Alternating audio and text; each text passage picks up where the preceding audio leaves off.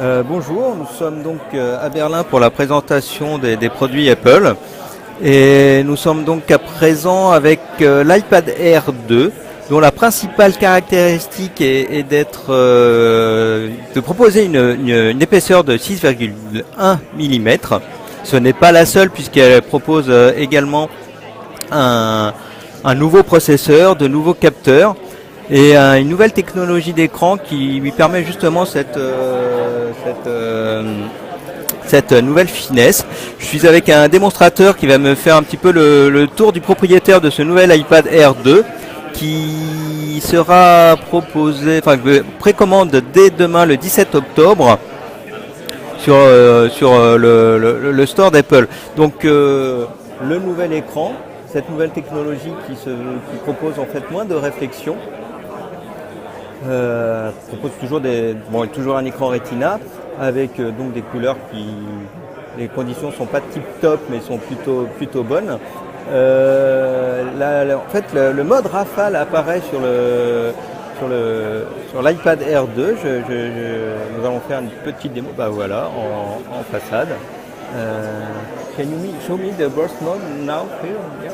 So. Donc une démo du mode de rafale. C'est parti. Donc il suffit de rester appuyé sur le déclencheur pour faire des photos en rafale.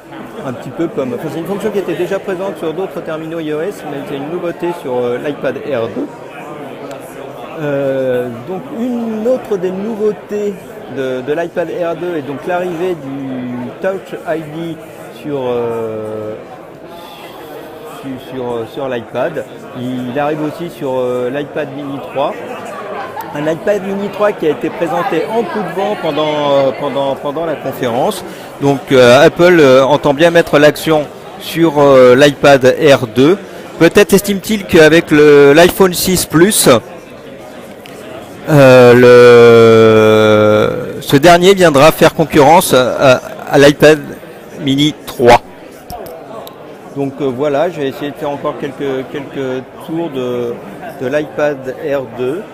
Donc vraiment une finesse extraordinaire et comme on peut le voir, je ne sais pas si on le voit très bien sur ce modèle, mais comme on peut le voir, il s'agit d'un modèle Gold, une couleur qui vient compléter la couleur blanche et argentée noire.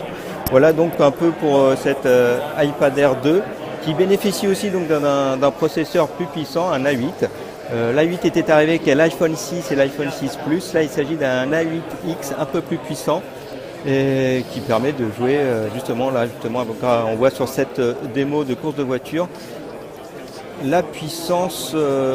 Après, je ne sais pas si on verrait vraiment la différence avec un iPad Air première génération, mais en tout cas, ça continue de bien tourner sur cette version d'iPad.